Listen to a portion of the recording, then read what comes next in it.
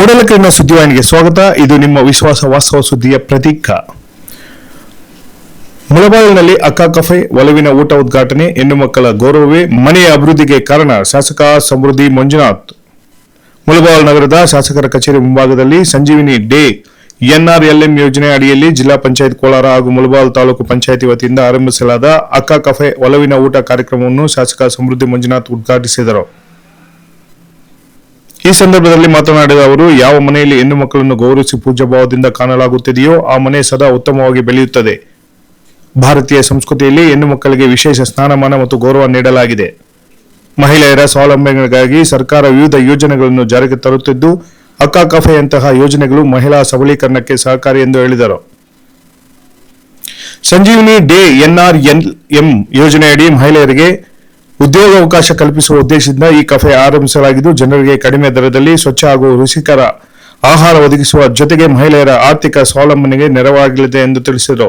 ಈ ಕಾರ್ಯಕ್ರಮದಲ್ಲಿ ಜಿಲ್ಲಾ ಪಂಚಾಯತ್ ಅಧಿಕಾರಿಗಳು, ತಾಲೂಕು ಕಾರ್ಯನಿರ್ವಹಣಾಧಿಕಾರಿ ಬಾಬು, DCC ಬ್ಯಾಂಕ್ ನಿರ್ದೇಶಕ ನಲ್ಲೂರು ರಘುಪತಿ ರೆಡ್ಡಿ, ಗೊಲ್ಲಳ್ಳಿ ಜಗದೀಶ್, ಕಾವೇರಿ ಸುರೇಶ್, ಬಿಜೆಪಿ ಮುಖಂಡ ಮೋಹನ್, ಮಾಜಿ ನಗರಸಭಾ ಸದಸ್ಯ ಪ್ರಸಾದ್, JDS ಹಿರಿಯ ಮುಖಂಡರಾದ ಸೋಮಣ್ಣ, ರಘು, ಮುಸ್ತಾಕ್, ರಾಜು ಸೇರಿದಂತೆ ಹಲವರು ಉಪಸ್ಥಿತರಿದ್ದರು. ವರದಿ ಬಜರಂಗಿ ಚಲಪತಿ, ಮೂಡಲಕೆರೆನ ಸುದ್ದಿ.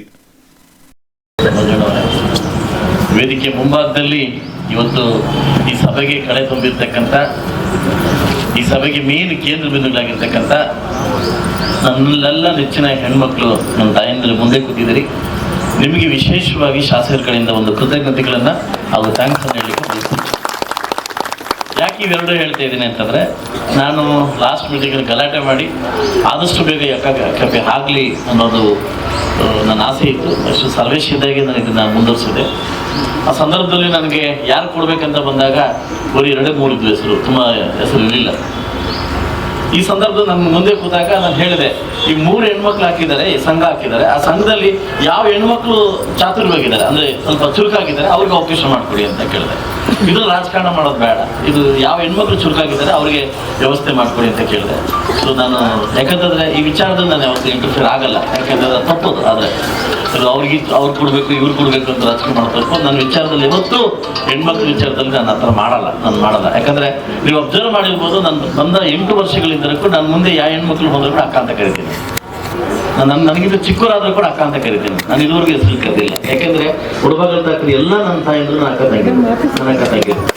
ಯಾಕಂದರೆ ಈ ಮನೋಭಾವನ ನಾನೇ ಒಂದು ಮಾತು ಹೇಳ್ತೀನಿ, ಯಾವ ಸಂಸ್ಥೆಯಲ್ಲಿ ಹೆಣ್ಣನ್ನು ನಾವು ಪೂಜಿಸ್ತೀವಿ, ಯಾವ ಸಂಸಾರದಲ್ಲಿ ಹೆಣ್ಣನ್ನು ನಾವು ಪೂಜಿಸ್ತೀವಿ, ಹೆಣ್ಣಿಗೆ ಗೌರವ ಕೊಡ್ತೀವಿ, ಆ ಸಂಸಾರ ಇದುವರೆಗೂ ಬಿದ್ದಿರೋದು ನೋಡಿಲ್ಲ.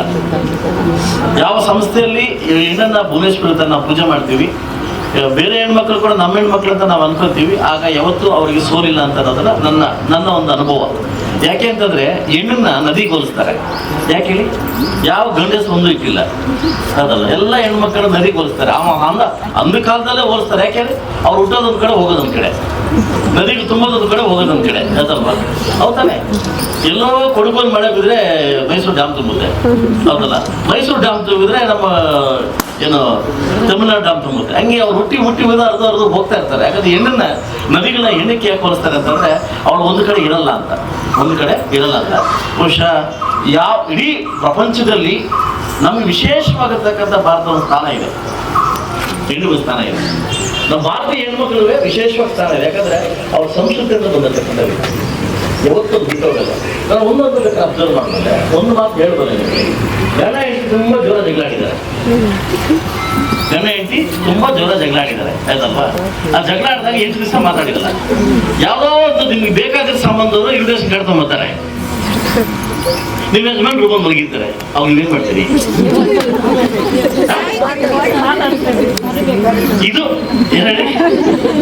ಇದು ನಮ್ಮಲ್ಲಿರ್ತಕ್ಕಂಥ ಗುಣ, ಆಯ್ತಲ್ವಾ? ಇಲ್ಲ ಜಗಳ ಆಡಿದ್ದೀವಿ ಹೋಗಿರೋದು ಕಳಿಸ್ತೀವ? ಇಲ್ಲ ತಾನೆ. 8 ದಿವಸ ಒಬ್ರಿಗೊಬ್ರು ನೋಡ್ಕೊಂಡೇ ಇರ್ಲಿ, ಮಾಡ್ಕೊಂಡೇ ಇರ್ಲಿ, ಅವ್ರು ಅವ್ರು ಬಂದವ್ರು ಕರಿತೀವಿ. ಅದು ನಮ್ಮಲ್ಲಿರ್ತಕ್ಕಂಥ ಸ್ವಭಾವ, ನಮ್ಮ ಹೆಣ್ಮಕ್ಳು ಇರ್ತಕ್ಕಂಥ ಒಂದು ಸ್ವಭಾವ. ಸೊ ಅದಕ್ಕೆ ನಾನು ಅವಾಗ ಅವ್ರು ಹೇಳ್ಕೊಡ್ತಾ ಇದ್ದೆ, ಯಾರಿಗೆ ನಂಗೆ ಮಾತಾಡಕ್ಕೆ ಮುಂಚೆ ಒಂದು ಮಂಗಳಮ್ಮ ಅಂತ ಹೇಳಿದ್ರು, ನಿಮ್ಮ ಮುಂದ್ರೆ ಮಗಳು ನಿಮ್ಮ ಈ ಮಗುನಾಡು ಬಾಗ ನಿಕ್ಕಿ ಒಬ್ಬ ಚಿಕ್ಕಪ್ಪ ಅನ್ಕೊಂಡು ಅವ ಚೆನ್ನಾಗಿ ಮಾತಾಡ್ತಾರೆ, ಅದಲ್ವಾ?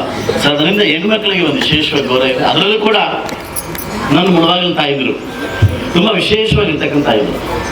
ಇವರು ಅವ್ರ ಸ್ವಾಭಿಮಾನ ಬಿಟ್ಟು ಯಾವತ್ತೂ ಬದುಕಲ್ಲ. ಅದು ಅಂತ ಬಂದ ಆ ಮುಳುಬಾಗಿಲು ನನ್ನ ಹೆಸರು ನಾನು ಓದ್ತಿದ್ರೆ ನಮಗೆ ಒಂದು ಮೈ ಜುಳುಕ ಅಂತದೆ. ಅಂಥ ವೈಭವ ಇರ್ತಕ್ಕಂಥ ಈ ಮುಳುಬಾಗಿಲಿಗೆ ನನಗೆ ಸಿಕ್ಕಿರೋದು ಅವಕಾಶ ಆ ದೇವರು ಕೊಟ್ಟ ವರ ಅಂತ ಹೇಳ್ಬೋದು. ನನಗೆ ದೇವರು ಕೊಟ್ಟ ವರ ಅಂತಾನೆ ಹೇಳ್ಬೋದು. ಈ ಸಂದರ್ಭದಲ್ಲಿ ಅಕ್ಕ ಕೆಪೆ ಏನು ನಾವು ಮಾಡ್ಕೊಂಡಿದ್ದೀವಿ, ದಯವಿಟ್ಟು ಉನ್ನತ ಮಟ್ಟಕ್ಕೆ ಹೆಣ್ಮಕ್ಳು ಬೆಳೆಸ್ಬೇಕು ಇದನ್ನ. ಇದು ನಿಮ್ಮ ಕೆಪೆ, ಭಾನುವಾರ ಬೇರೆ ಇದ್ರೆ ನಾನ್ ವೆಜ್ ಬೇರೆ ಆಗ್ತೀವಿ ಅಂತ ಹೇಳ್ತಿದ್ದೀರಿ, ಅದಲ್ವಾ? ನಮ್ಮ ಕೆಪೆ ಇದು, ನಮ್ಮೆಲ್ಲರ ಕೆಪೆ. ದಯವಿಟ್ಟು ಇದನ್ನು ಉನ್ನತ ಮಟ್ಟಕ್ಕೆ ನಡೆಸಬೇಕು. ಹಾಗೂ ನಮ್ಮ ಒಂದು ಕಾಲಾವಧಿಯಿಂದ, ನಮ್ಮ ತಾಲೂಕು ಪಂಚಾಯತಿ ಅವಧಿಯಿಂದ ಹೆಣ್ಮಕ್ಳಿಗೆ ಆರ್ಥಿಕ ಸಹಾಯವನ್ನು 1 ಕೋಟಿ ರೂಪಾಯಿ ಆರ್ಥಿಕ ಸಹಾಯವನ್ನು ನಾವು ಮಾಡ್ಲಿಕ್ಕೆ ರೆಡಿ ಇದ್ದೀವಿ. ಎಲ್ಲ ಸಂಘಕ್ಕೂ ನೀವು ಏನು ಸಂಘ ತಗೊಂಡ್ರು ಕೂಡ ಆರ್ಥಿಕವಾಗಿ 1 ಕೋಟಿ ರೂಪಾಯಿನ ನಾವು ನಿಮ್ಮ ಮಾಡ್ಲಿಕ್ಕೆ ನಾವು ರೆಡಿ ಇದ್ದೀವಿ. ಅದನ್ನ ಉಪಯೋಗಿಸ್ಕೊಳ್ಳಿ. ಇನ್ನೂ ಉನ್ನತೀಕರಣ ಮಾಡಲಿಕ್ಕೆ 3 ಲಕ್ಷ ರೂಪಾಯಿ ಅಮೌಂಟ್ ಕೇಳಿದ್ದೀನಿ. ನಾನು ನಾಳೆ ಲೆಟರ್ ಕಳಿಸ್ತೀನಿ. ಅದು ಒಳ್ಳೆ ಪೀಠೋಪಕರಣಗಳು, ಒಳ್ಳೆ ಚೇರ್ಗಳೆಲ್ಲ ಹಾಕಿ ಒಳ್ಳೆ ಹೈಟೆಕ್ ಆಗಿ ಮಾಡ್ತಕ್ಕಂಥ ಕೆಲಸವನ್ನ ಇನ್ನೂ ಆಗಲಿ. ಇನ್ನೂ ಸಾಲದೆ ಬಂದರೆ ಖಂಡಿತವಾಗ್ಲೂ ನನ್ನ ಅನುದಾನ ಕೊಟ್ಟರು ಕೂಡ ಇದನ್ನು ಒಳ್ಳೆ ರೂಪಕ್ಕೆ ತಗೊಂಡು ಹೋಗ್ತಕ್ಕಂಥ ಕೆಲಸವನ್ನು ತಾವೆಲ್ಲ ಮಾಡಬೇಕಂತ ನಾನು ಬಯಸ್ತೀನಿ. ವಿಶೇಷವಾಗಿ ನಾನು ಒಬ್ಬ ವ್ಯಕ್ತಿನ ಪರಿಚಯ ಕೊಡಬೇಕು. ಯಾಕಂದರೆ DCC ಬ್ಯಾಂಕ್ ನಿರ್ದೇಶಕರು.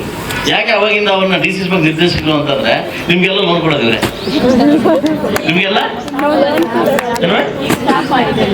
ಈಗ ಬರ್ತಾರೆ, ಈಗ ಸ್ಟಾರ್ಟ್ ಆಗ್ತದೆ. ಯಾವಾಗ ಬ್ಯಾಂಕ್ ಅಂದ್ಮೇಲೆ ಯಾವಾಗ ನೀವು ಕೊಡೋ ತೆಗೆ ಇರ್ತದೆ ಅದು ಚೆನ್ನಾಗಾಗ್ತದೆ. ಈ ಕಡೆ ಪಟ್ಕೊಂಡು ಆ ಕಡೆ ಪೋಕೋಬೋದು ಅಲ್ವಾ, ಈ ಕಡೆ ಪಟ್ಕೊಂಡು ಆ ಕಡೆ ಪೋಕೋಬೋದು ಸ್ಟಾಪ್ అయిపోతుంది. ಹಂಗೆ ಎಲ್ಲ ಹೆಣ್ಮಕ್ಳು ಕೂಡ DCC ಬ್ಯಾಂಕ್ನ ಮರುಪಾವತಿ ಮಾಡಿ ನಿಮ್ಮ ವ್ಯವಹಾರವನ್ನು ಹೆಚ್ಚಿಸ್ಕೊಂಡ್ರೆ, ತಾಲೂಕಲ್ಲಿ ನಾನು ಇವತ್ತು ನಿರ್ದೇಶಕರನ್ನ ನೀವೆಲ್ಲ ಆಯ್ಕೆ ಮಾಡಿದಿರಿ. ಇವರು ವಿಶೇಷವಾಗಿ ಒಂದು ಮನವಿಯನ್ನು ಕೂಡ ಮಾಡಿದ್ದೀನಿ, ಬೇಗ ಸ್ಟಾರ್ಟ್ ಮಾಡೋಣ DCC ಬ್ಯಾಂಕ್ನ. ಇಲ್ಲಿ ಆದಷ್ಟು ಬೇಗ ಎಲ್ಲ ಹೆಣ್ಮಕ್ಳು ಕೂಡ ಲೋನ್ ಸಿಗೋ ಥರ ಮಾಡೋಣ. ಸೊ ಅದನ್ನ ಆಸೆ ಇತ್ತು ನನಗೆ. ಅದನ್ನು ನೀವು ನನ್ನ ಮುಖಾಂತರ ದಯವಿಟ್ಟು ನಿಮ್ಮ ಮುಖಾಂತರ ನೆರವೇರಿಸ್ಕೊಡ್ಬೇಕು ಅಂತ ನಾನು ವಿಶೇಷವಾಗಿ ಮನವಿಯನ್ನು ಮಾಡ್ತಾ ಇದ್ದೀನಿ. ಯಾಕೆ ಒಬ್ಬ ಶಾಸಕರಾಗಿ ನನ್ನ ಹೆಣ್ಮಕ್ಳಿಗೆ ಲೋನ್ ಸಿಗ್ಬೇಕನ್ನೋ ನನ್ನ ಬಯಕೆ. ಅದು ನಿಮ್ಮಿಂದ ಆದಷ್ಟು ಬೇಗ ಆಗಲಿ ಅಂತ ನಾನು ದೇವರಲ್ಲಿ ಪ್ರಾರ್ಥನೆ ಮಾಡ್ಕೊತ ಇವತ್ತು ಏನು ಈ ಅಕ್ಕ ಕೆಪೆ ನಾವು ಸ್ಟಾರ್ಟ್ ಮಾಡಿದ್ವಿ, ಒಳ್ಳೆ ಒಂದು ಉದ್ದೇಶದಿಂದ ಸ್ಟಾರ್ಟ್ ಮಾಡಿದ್ವಿ. ಸೊ ದಯವಿಟ್ಟು ಕಡಿಮೆ ಬೆಲೆಯಲ್ಲಿ ಏನು ರೈತರು ಹಸ್ಕೊಂಡು ಬರ್ತಾರೆ, ಕಡಿಮೆ ಬೆಲೆಯಲ್ಲಿ ಒಂದು ಒಳ್ಳೆ ಊಟ ಕೊಟ್ಟು ನೀವು ಅದನ್ನು ನೆರವೇರಿಸ್ಕೊಂಡು ಹೋಗ್ತೀರಾ ಅಂತ ನನಗೆ. ಈಗ ನೀವು ಅಬ್ಸರ್ವ್ ಮಾಡಿರ್ಬೋದು, ನಾವು ಬೇರೆ ಕಡೆ ಹೋದಾಗ ನಾವು ಹೆಣ್ಮಕ್ಳು ಇರ್ತಕ್ಕಂಥ ಹೋಟ್ ಮುಟ್ಕೊಂಡು ಹೋಗ್ತೀವಿ. ಯಾಕೆ ಹೇಳಿ? ಅವ್ರ ಕೈ ರುಚಿ ಬೇರೆ, ಅವ್ರ ಕೈ ರುಚಿ ಬೇರೆ. ಈ ಪುಣ್ಯಾತ್ಮ ಯಾರು ಹೇಳ್ತೀನಿ, ನಾವು ಟ್ರೈನಿಂಗ್ ಕೊಡ್ತೀನಿ ಅಂತ ಅವಾಗಲೇ ಯಾರೋ PDO ಹೇಳ್ತೀನಿ, ಅವ್ರು ಟ್ರೈನಿಂಗ್ ಕೊಡ್ತೀನಿ, ಅವರೇಕಾಯಿ ಎಣ್ಣೆ ತೆಗಿತೀನಿ ಅಂತ. ಎಲ್ಲಾದ್ರೂ ಪ್ರಪಂಚ ಅವರೇಕಾಯಿ ಎಣ್ಣೆ ನೋಡಿದ್ರೆ ನೀವು, ಅವರೇಕಾಯಿ ಎಣ್ಣೆ ತೆಗೊಡ್ತಾರೆ ಅಂತ ನನಗೆ ಆಶ್ಚರ್ಯ ಆಗಿತ್ತು. ಇದೇ ಕೂಡ ಅನುಕಲ್ ನಿಂತಿತ್ತು ಅಂತ ಗೊತ್ತಾಗ್ಲಿಲ್ಲ ಅದೆಲ್ಲ. ಸೊ ಎಣ್ಣೆ ಹೆಣ್ಮಕ್ಳು ಕೂಡ ವಿಶೇಷವಾಗಿ ಆದಷ್ಟು ಬೇಗ ನಿಮ್ಗೆ ಗುಡ್ ನ್ಯೂಸ್ ಬರುತ್ತೆ DCC ಬ್ಯಾಂಕಿಂದ. ನಿಮ್ಮನ್ನೆಲ್ಲ ಮತ್ತೆ ಕರೆದು ನಿಮಗೆಲ್ಲ ಒಂದು ಸೌಕರ್ಯ ಮಾಡ್ತಕ್ಕಂಥ ಕೆಲಸವನ್ನ ಆದಷ್ಟು ಬೇಗ ಆಗ್ಲಿ ಅಂತ ದೇವರಲ್ಲಿ ಪ್ರಾರ್ಥನೆ ಮಾಡ್ಕೊಂಡು ಅಂತ ಹೇಳ್ತಾ ಅವಕಾಶ ಕೊಟ್ಟಿದ್ದಕ್ಕೆ ಎಲ್ಲ ಹೆಣ್ಮಕ್ಳು ಕೂಡ ಹಾಗೂ ಸಂಬಂಧಪಟ್ಟ ಎಲ್ಲ ಅಧಿಕಾರಿಗಳಿಗೂ, ನಮ್ಮ ಜೊತೆ ಜಾಯ್ನ್ ಆಗಿರ್ತಕ್ಕಂಥ ಎಲ್ಲ ಕೌನ್ಸಿಲರ್ಸ್ಗೂ, ಎಲ್ಲ ಮುಖಂಡರು ಕೂಡ ಥ್ಯಾಂಕ್ಸ್ ಹೇಳ್ತಾ, ದಯವಿಟ್ಟು ಇಂಥ ಕೆಲಸನ ಇನ್ನೂ ಜಾಸ್ತಿ ಮಾಡೋಣ ಅಂತ ಹೇಳ್ತಾ ಅವಕಾಶ ಕೊಟ್ಟಿದ್ದಕ್ಕೆ ಮತ್ತೊಮ್ಮೆ ಹೊಂದಿಸ್ತಾ, ನನಗಿನ್ನೂ ಸಾಕಷ್ಟು ಆಸೆಗಳಿತ್ತು, ದೊಡ್ಡ ಕೆಲಸ ಮಾಡಬೇಕು, ಆ ಕೆಲಸ ಮಾಡಬೇಕು ಅಂತ. ನಾನೊಬ್ಬ ವ್ಯಾಪಾರಸ್ಥ, ದುಡ್ಡು ಮಾಡ್ಲಿಕ್ಕೆ ಮುಳುಬಾರಕ್ಕೆ ಬಂದಿಲ್ಲ, ಒಂದು ಒಳ್ಳೆ ಹೆಸರು ಮಾಡ್ಬೇಕಂತ ಬಂದೆ. ನನ್ನ ದುರಾದೃಷ್ಟ ಹೇಳ್ತಾ ಇರ್ತಾರಲ್ಲ, ಗಂಡು ಮಗು ಕೊಟ್ಟರು ಸುಖ ಇಲ್ಲ ಅಂತ. ಎಷ್ಟೋ ದಿನ ಹೆಣ್ಮಕ್ಳು ಆಸೆ ಇಟ್ಕೊಂಡಿರ್ತಾರೆ, ಅದಲ್ಲ ಒಳ್ಳೆ ಗಂಡು ಮಗಳು ಹೆಣ್ಮಕ್ಳೇ ಆದಂತ. ಅದು ಹುಟ್ಟಿದ್ರು ಹ್ಯಾಂಡಿಕ್ಯಾಪ್ಟ್ ಆದ ಮಟ್ಟಕ್ಕೆ ಹೋಗ್ಬಿಟ್ಟೆ ನಾನು. ಯಾಕೆಂತಂದ್ರೆ ಸರ್ಕಾರದಲ್ಲಿ ದುಡ್ಡಿಲ್ಲ, ಸಂಬಳ ಪಡೋಕೆ ದುಡ್ಡಿಲ್ಲ, ಆಯ್ತಲ್ವಾ? ತೊಡ್ಕೊಬೇಡಿ. ನನ್ನ ಮನೆ ಬಿಡ್ಬೇಕಾದ್ರೆ ಮುಳುಬಾಗಿಲು ಬರೋಕ್ಕೆ ಎಷ್ಟು ನೋವಾಗುತ್ತೆ ಅಂದರೆ, ಬರೀ ಕೈಲಿ ಹೋಗ್ತಿದ್ದೀನಲ್ಲ, ಆದರೂ ಕಾಲು ಹಿಡಿದು ಎಷ್ಟಾಗುತ್ತೋ ಅಷ್ಟು ಗುಂಜ್ಕೊಂಡ್ಬಂದು ವರ್ಷ ಮಾಡ್ತಾ ಇದ್ದೀನಿ. ಆದಷ್ಟು ಬೇಗ ನಮ್ಮ ಕುರುಡುಮಲೆ ವಿನಾಯಕ ಆದಷ್ಟು ಬೇಗ ಈ ಸರ್ಕಾರಕ್ಕೆ ಬುದ್ಧಿ ಕೊಟ್ಟು, ನಾವ್ಯಾರೂ ಕೇಳಿಲ್ಲ, ಫ್ರೀ ಕೊಡಿ ಅಂತ ಯಾರು ಕೇಳಿಲ್ಲ. ನಮ್ಮಲ್ಲಿ ಗತಿಯಿಂದ ಅಕ್ಕಿ ಯಾರು ಕೇಳಿಲ್ಲ, ಅಕ್ಕಿ ಗತಿಲಪ್ಪ ಕೊಡುವಂತ ನಾವು ಕೇಳಿಲ್ಲ. ನಮ್ಮ ಸಂಸಾರ ನಮ್ಮಿದೆ, ಹೋಗ್ಲಿಕ್ಕೆ ರೋಡ್ ಇಲ್ಲ, ಅದಲ್ಲ ಕುಡಿಲಿಕ್ಕೆ ನೀರಿಲ್ಲ. ಈ ಬದುಕಲಿಕ್ಕೆ ನಾವೇನ ಕೇಳಿದ್ವಾ? ಅವ್ರನ್ನ ನಮ್ಗೆ ಕೊಡಿ ಅಂತ ಕೇಳಿದ್ವಾ? ಇಷ್ಟು ದಿವಸ ನಮ್ಮ ಗಂಡಂದ್ರೆ ಕಟ್ಟಿರ್ಲಿಲ್ವಾ? ನಮ್ದೇನು ಬಸ್ಗೆ ಹೋಗೋದಕ್ಕಂತ ಏನು ಫೀಸ್ ಕಟ್ಟಿಲ್ವಾ? ಕರೆಂಟ್ ಬಿಲ್ ನಾವು ಕಟ್ಟಿರ್ಲಿಲ್ವಾ? ಈಗ ತಾನೇ ಹೇಳ್ತಾ ಇದೆ ಕರೆಂಟ್ ಬಿಲ್ ಎಷ್ಟು ಮಾಡಿದ್ದಾರೆ ಅಂತ. ಕಳೆದಕ್ಕೆ ಬರೋಕ್ಕಿಂತ ಜಾಸ್ತಿ ಇನ್ನೂ ಮಾಡಾಕವ್ರೆ, ಅದಲ್ವಾ? ಇವಾಗ ಏನಾಗ್ತಂದ್ರೆ ಹೆಣ್ಮಕ್ಳು ಬಸ್ ಫ್ರೀ ಅಂತ ಹೇಳ್ತಾವ್ರೆ, ಗಂಡು ಮಕ್ಳು ಜೋಬಿಂದ ಬೀರ್ ಕಿತ್ಕೊಂತವ್ರೆ, ವಿಸ್ಕಿ ಕಿತ್ಕೊಂತಾರೆ, ಅದು ನಮ್ಗೆ ಕೊಡ್ತಾವ್ರೆ ಅಷ್ಟೇ. ಇದು ನಾವು ಕೇಳಿದ್ವಾ?